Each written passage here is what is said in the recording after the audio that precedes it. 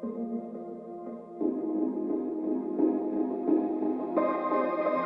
everyone, another episode of the Recovery Playbook, and I am so blessed to have a beautiful woman in front of me, Miss Courtney Friel.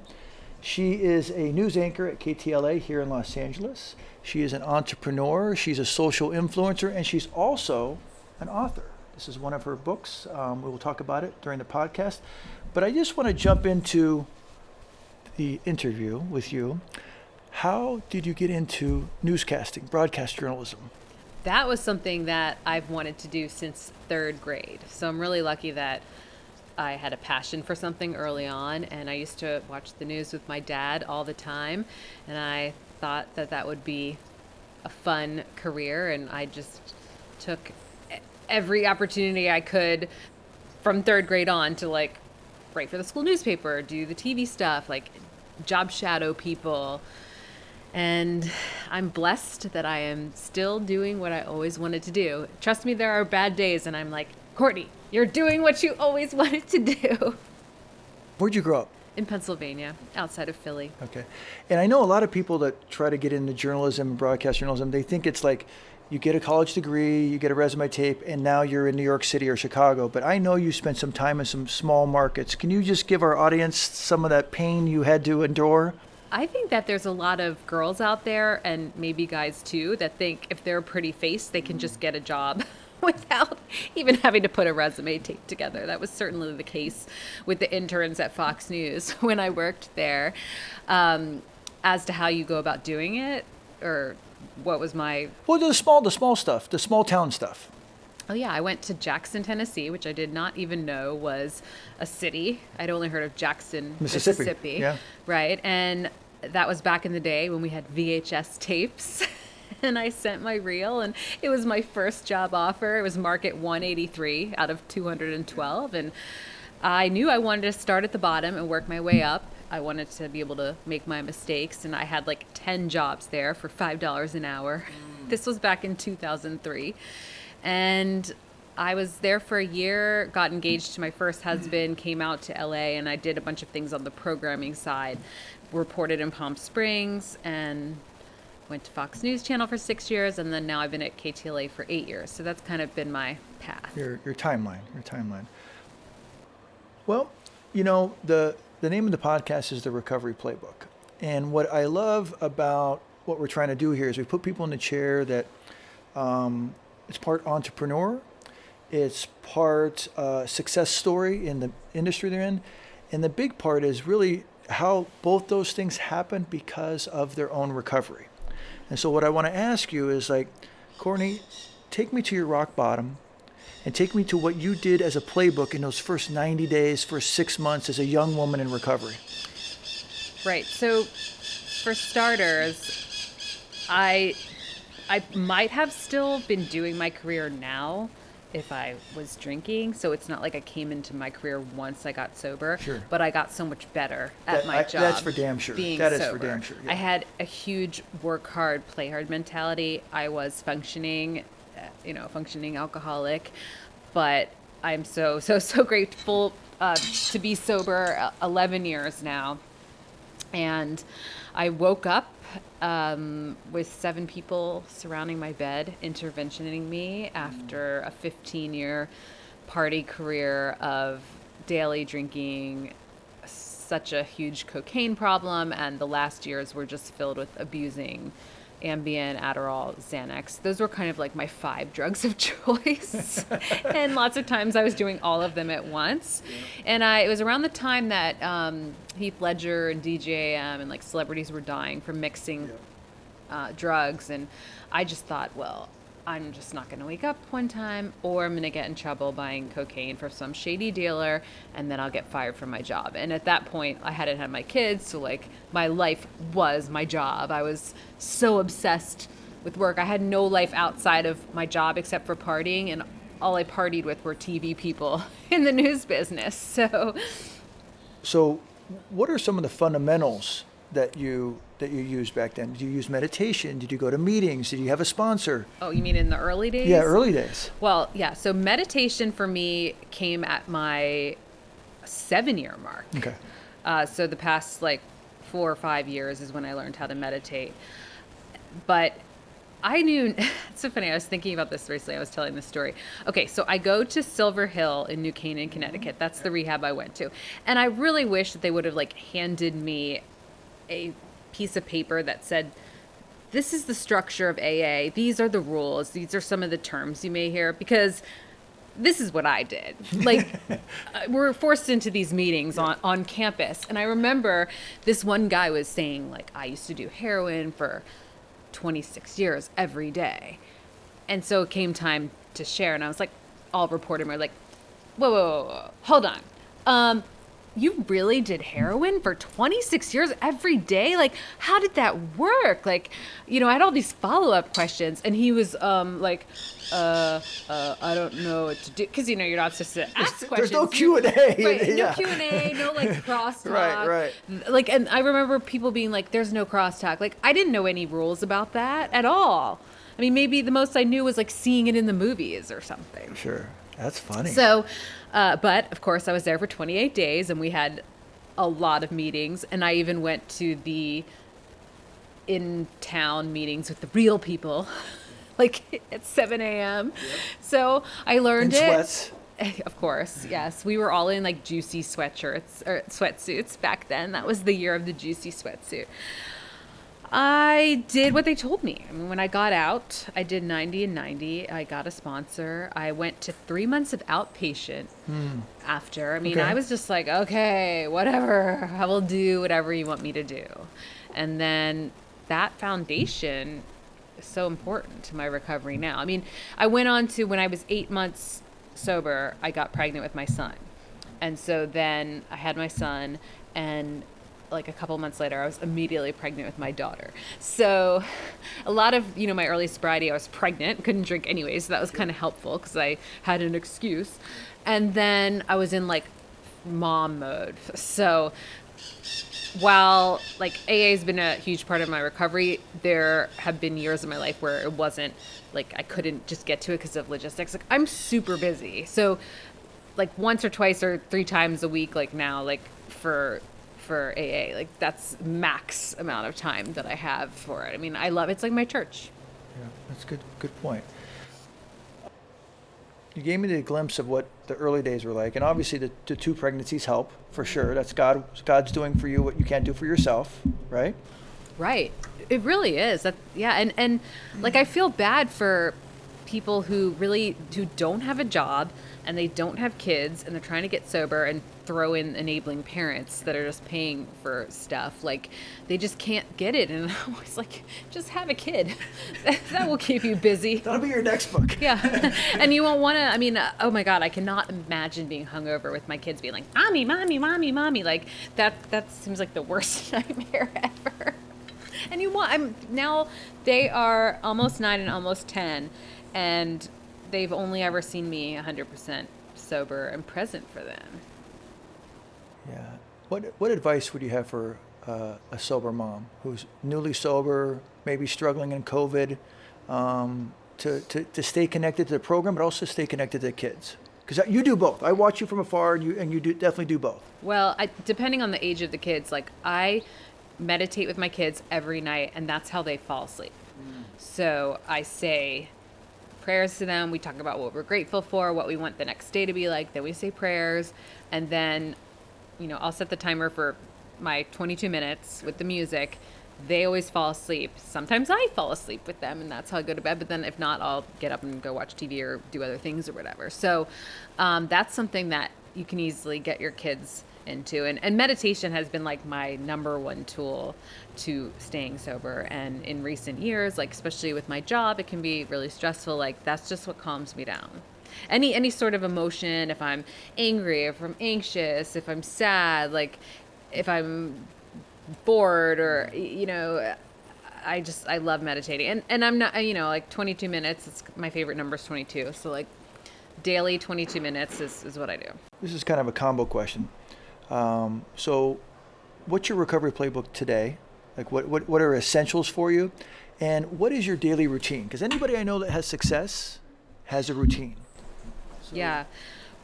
Well, my schedule like is kind of mismatched. Like I work mornings and then I work like evenings, like half the week. So different mornings are different things. But before I jump in the shower, like I have my mat outside my shower and I'm on my knees and I'm praying. So I always go through my, standard prayers. Like my sponsor told me early on, like, show me where to go, show me what to do, show me what to say and to whom. Put someone in my path that I can help.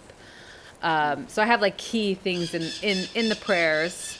And so that's always part of my daily routine. And then I also came up with the mantra from like Tony Robbins, because like if you ask questions in the morning, like your brain kind of looks through the answers. So I say, who am I going to meet today? What am I going to learn today? Who am I going to help today? How much fun am I going to have today? How empowered am I going to feel today? And how low key and low stress of a day am I going to have? But meditation, and then I recently, in this past year, I set my phone for 20 minutes and I journal, and it's more like just writing. Like if I am angry about something, like that's my go-to. Like if I'm like someone gets a show that I wanted, or like, and I'm upset about it and it's bubbling up, and it's like, okay, let's write it all out, and then I'm over it by the time I'm done. What do you think that is? What do you think the power of journaling is? I think it has to do with your subconscious.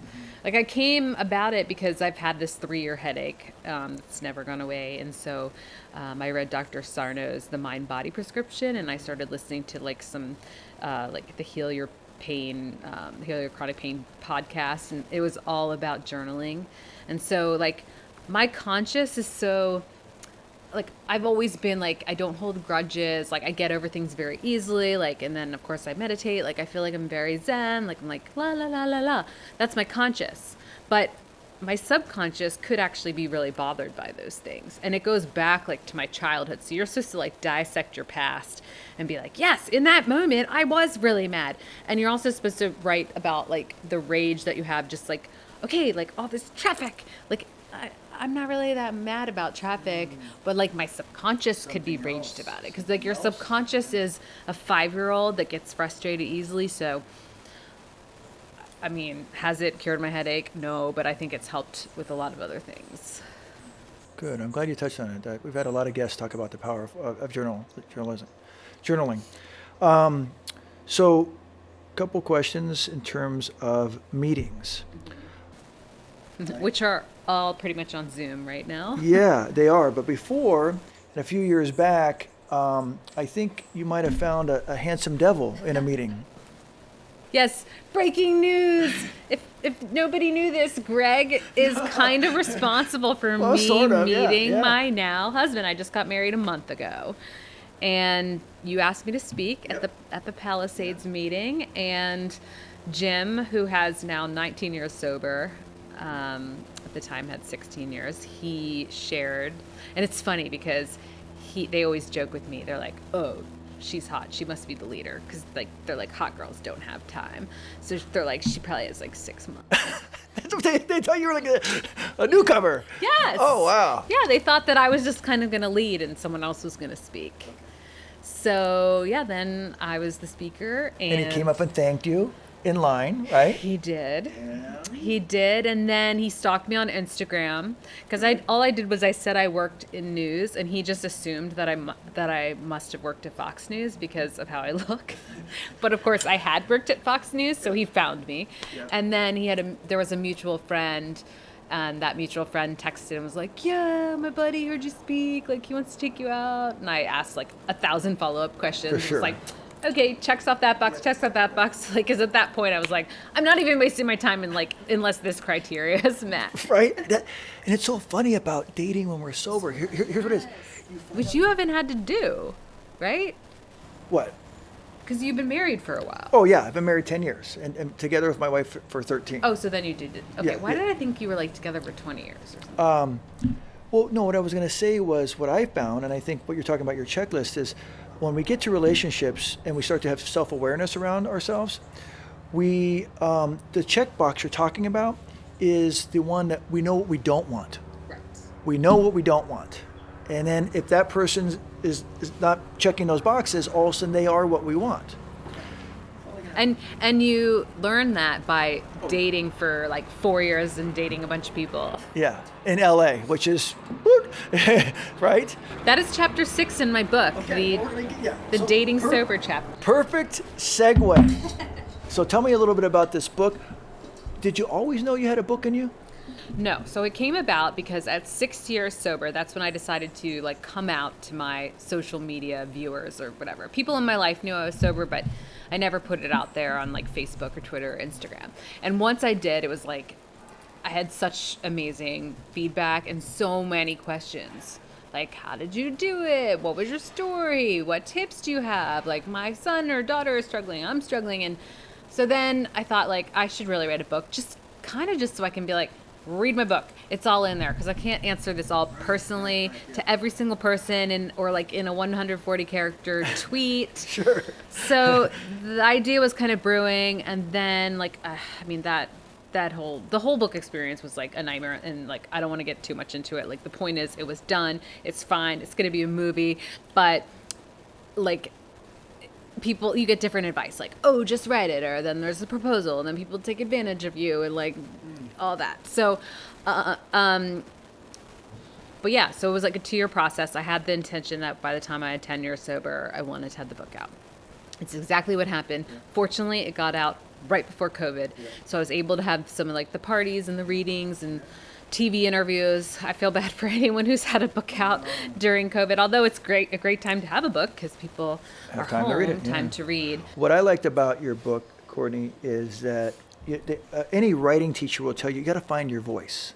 And when I read this, your voice it's all you. It is no ghostwriter. Yeah, there's no ghostwriter there. Well, fortunately, I mean, I write stories all the time for my job, so that was helpful. I did meet with like a woman, which is my number one piece of advice, I think, for people wanting to write a book. I met with this woman. We did a mind mapping session, so it was kind of like, okay, like let's all cover all the main topics and things like that should go in that chapter. That should go in that chapter. And doing a proposal, that's a whole thing because you have to have the structure of the book and stuff, so that was helpful. But yeah, so now it's out, and my payback, because you won't make money on the book, my payback, which is the whole intention of writing the book, was to help people. Yep. And so now like my reward is when people like reach out and say like, hey, I just read your book, it really helped me, like you inspired me, or like my sister's going to rehab and I stumbled upon your book, and like you are definitely a doer. You know that? But I wasn't before. It's so crazy. Like I couldn't do anything. Well, what do you mean? Drink. Okay. So yeah, I mean, I had my job, but other than that, like all I could do was party outside of my work hours. I was always very driven work-wise, but I remember I would look at my mom and be like, "How does she do all this stuff?" So I'm going to ask this question. I don't ask this of too many guests, but I think I'm going to have a great answer. What does a hangover look like in Courtney Friel's world? Well, unfortunately, sometimes it was me going to work and having to like sober up. Looking like half this picture over here. Yeah, I mean, I never like. I mean, was it Chinese food? Was it big gulps? Was it Gatorade? I mean, like. McDonald's. Oh, okay. Or like, oh my God, I'm so glad. Like, I haven't had that. Are we so glad that hangovers are not part of our life anymore? Oh my God, I'm so grateful. I mean, I talk like right like the first paragraph. I talk about like this one time. I was like. Had gone home. It was still in college, but like hooked up with my college crush, and I don't know if we got into a fight or what happened. And I woke up the next morning in the hallway, and like I saw like a shadow of like a man, and he was like yelling at the cat that was on my face to get off my face. So I'm like. But I was like so googly-eyed, like I couldn't make out anything. Like that's how messed up I was. So I get the cat up and I sit up. I realize I'm in the hallway and I'm butt naked and my thong underwear is like right next to me. And that was his dad.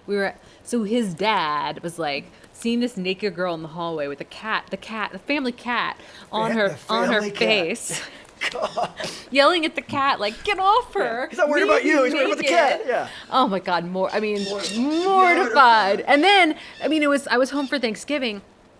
Like, my parents expected me home. We had Thanksgiving Day, like, that was supposed to happen. And, like, I mean, I like, woke up the guy, and I'm like, oh my God, like, you need to take me home. Like, I don't even know why I, like, left. And clearly I I mean, I only made it a few steps out the door and then I just passed out. And my parents were like, "Where were you?" And like, I was just so, I've never been so hungover. I think like then that's one of my, top 10 hangovers. Yeah, God, hangovers. Think how much time we wasted. Yeah, well, that's why you can, when you get sober, you can actually have an evolved life. So talk about that, because here at Startup, where you've come up and spoke as a sober mentor, we have our slogan is shifting addiction to passion. So really, it's really like, hey, I'm taking the hours out that I used to waste with drugs and alcohol and hangovers, and I'm filling them up with things that I'm passionate about. Right. So tell me some of the things you fill up with passion, and please include keeping it Friel. And the thing you do with your clothes when you talk about what you How do you like this? I love that you use your own last name to weave some stuff in there. So tell me about how Friel you. my vibe. Yeah. Friel my look. Yeah. Well, I'm still doing the same work stuff pretty much that I was doing while I was using. I mean, But you're better at it, Yes, Courtney. I'm I'm sure if we better looked at tapes, yeah. I You're I look better totally, too. Right. Totally. Right. But in my now since I'm not doing the partying on the side, then I picked up yoga. I'd never done yoga before. I love to travel. That's like my high. I mean, I like trying out weird things. Like if it's, going in one of those tanks that you like float in, the float tanks float or tanks, yeah. whatever, or trying like trapezing. I really want to learn Spanish, although I feel like there's not enough hours of the day to learn Spanish. And look, I mean, my kids, I'm now enjoying life again through their eyes. So I feel like I'm on a hamster wheel. So that definitely like helps me stay sober too. When people ask like, well, how do you do it? Like for me, it's a combination of a bunch of things. And the fact that I'm busy is very helpful because I have to show up for so many things. Like there's no way I could general assignment report at 8 a.m. 3 days a week and be hungover. Like I have to write my stories so fast and be on it, and sometimes like really tough material, and like I don't know how like my coworkers do it hungover. I really don't. Did you just throw your coworkers underneath the bus? A couple of them. Well, that's the thing. Like when people are like, "Why be out about it?" Like that's gonna make your bosses like, think like, "Oh, what if she relapses or whatever?" I'm like, dude, do you have any idea how many people are like showing up to work hungover or doing drugs, and like they're just like, at least they know like I'm a good employee because I'm showing up sober. You suit up and you show up, as we say. So I want to dive in. As you probably know, alcohol is not the problem; it's the solution. And so there's underlying issues, right, that we got to get out. But there's really three words that we talk about on the podcast: resentment, shame, and forgiveness. I just want you to touch your version of how do you deal with resentment? Well, first of all, when you say it's the solution, the whole reason I started drinking in the first place was that I was really bullied growing up. And so I didn't know how to stand up for myself, and I just internalized the pain. And so when I started drinking, it like gave me more confidence to just be like, oh, F you, I don't care about you. But it like numbed the pain of that. So, I mean, I feel like I still get in situations where not everyone's going to like me. But now I've learned that, okay, other people's problems with you are their problems, not your problems. Like I've learned to not take things personally.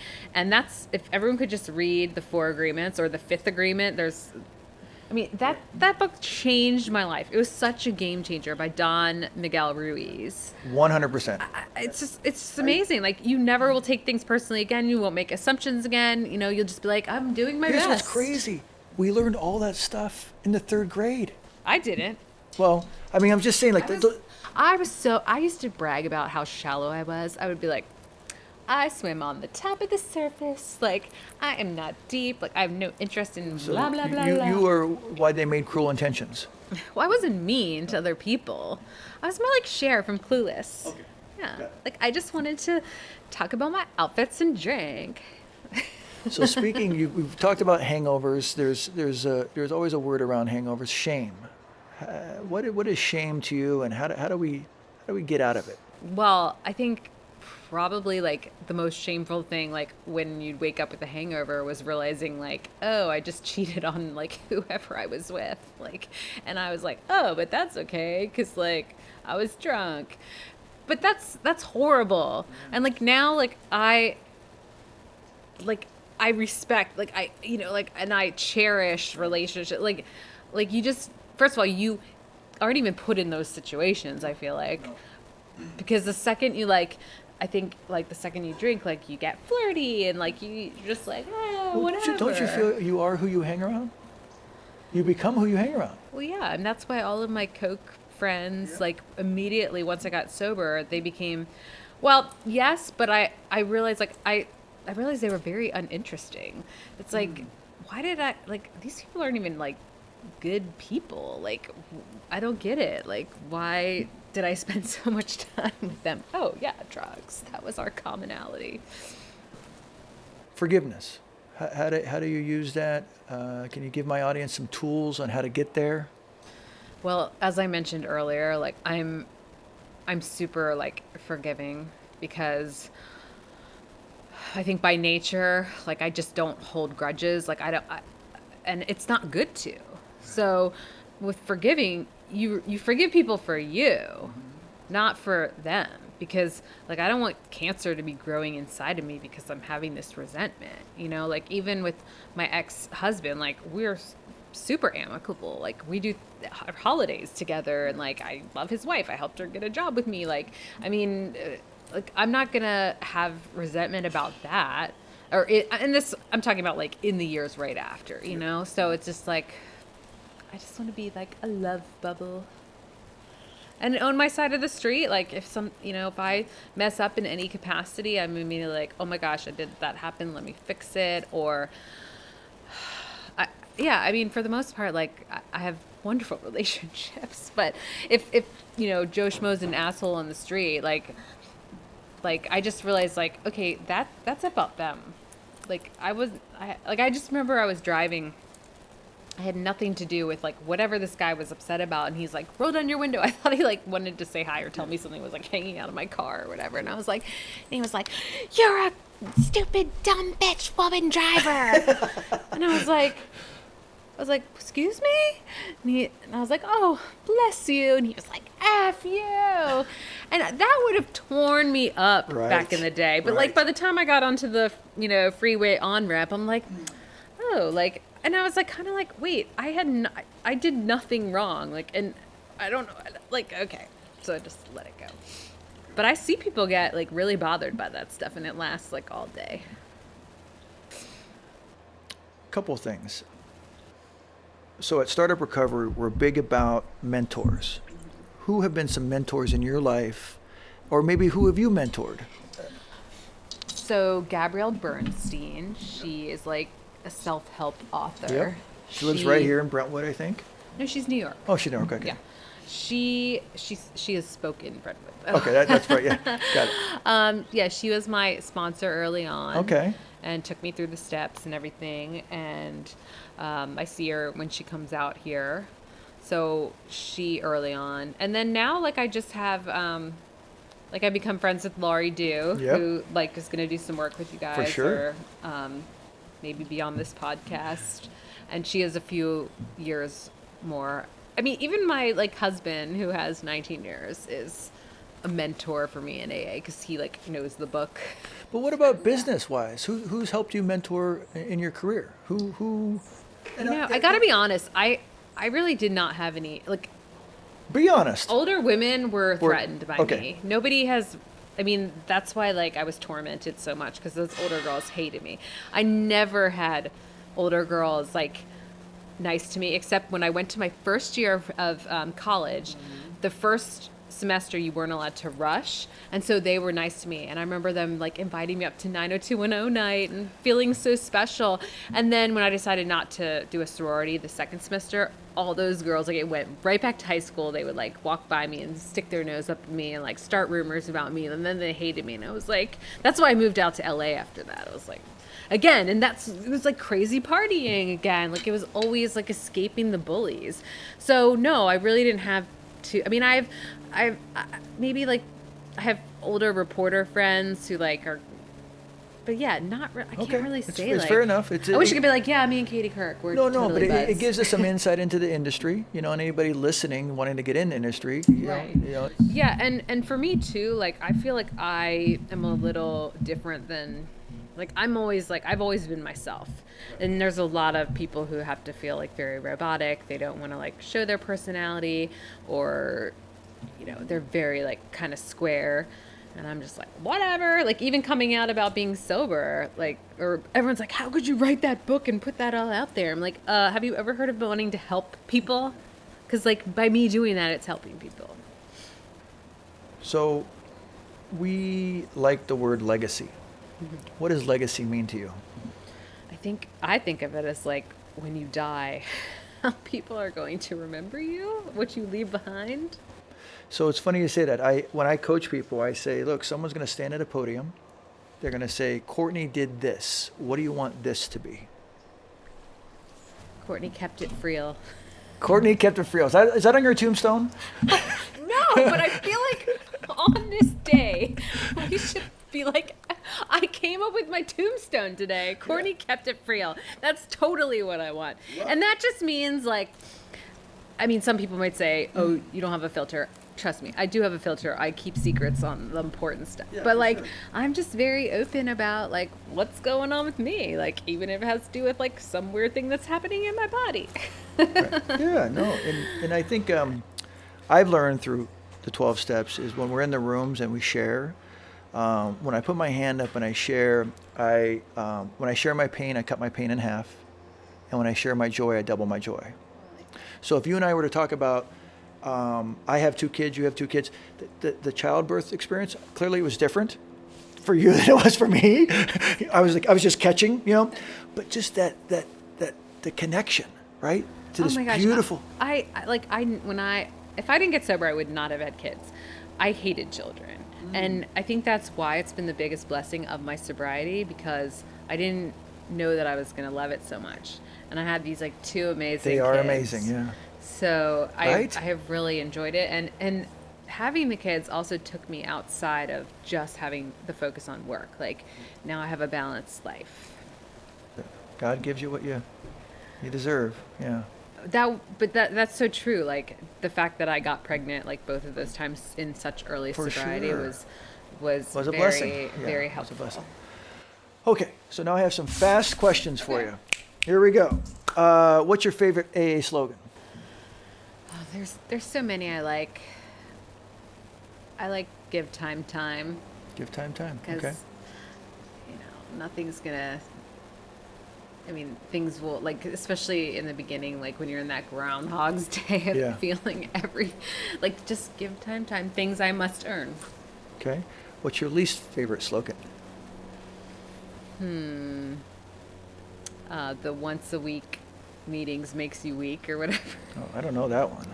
They say that in New York. Oh, yeah, the once a meeting week. What is it? It's something about, like, the point is they're saying, like, if you only go to one meeting a week, you're weak. Because it's like, no. It's very New York. It's very New York. Well, I will, if we could talk about that real fast. Go ahead, go. Like, I think I did not enjoy New York AA because everyone was so negative. And here I find there's a lot of positive recovery. So that's the difference. Yeah, I agree. I think West LA is a special place for AA. I mean, just the type of meetings, the people you bump in. I can't go 4 feet without bumping into someone from our tribe. What was your aha moment in recovery? I feel like one of the most amazing ones was when, like, after 2 months of meditating, like, I just remember I started bawling my eyes out. Like, it's almost like I was born again or something, like I entered this new level of consciousness. And I think I started doing all, like, the self-help books and just really realizing that I had become evolved onto a new plane. And by getting sober, you already are jumping onto another plane. but that just bumped it up. So that's probably the most memorable of the 11 years. Okay, cool. What turns you off about recovery or sobriety?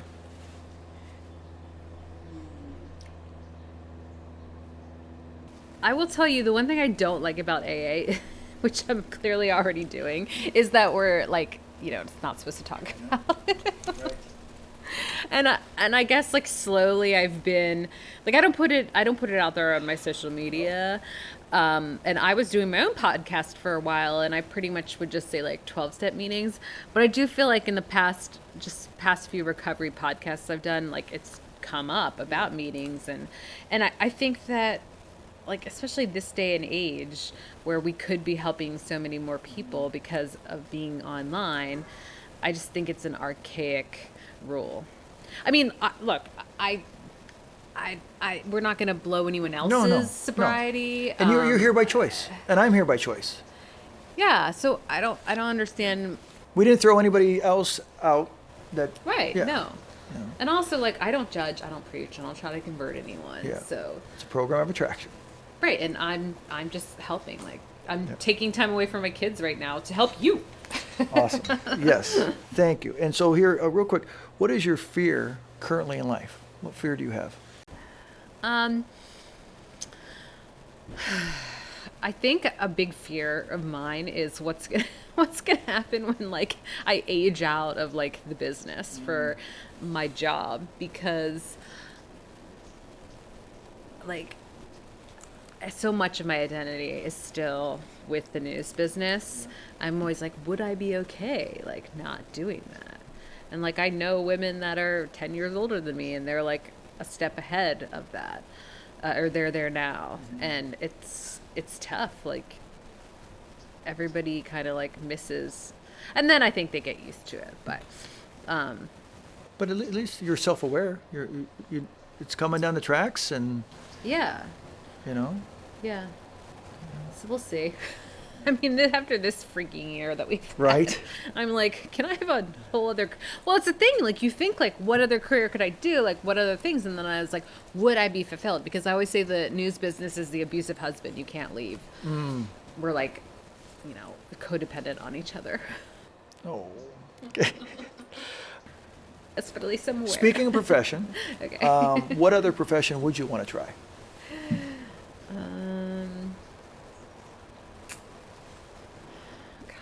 I think just something in the sober world. Okay. Being a service in the sober world. Yeah. Yeah. Okay. I could do that. All right.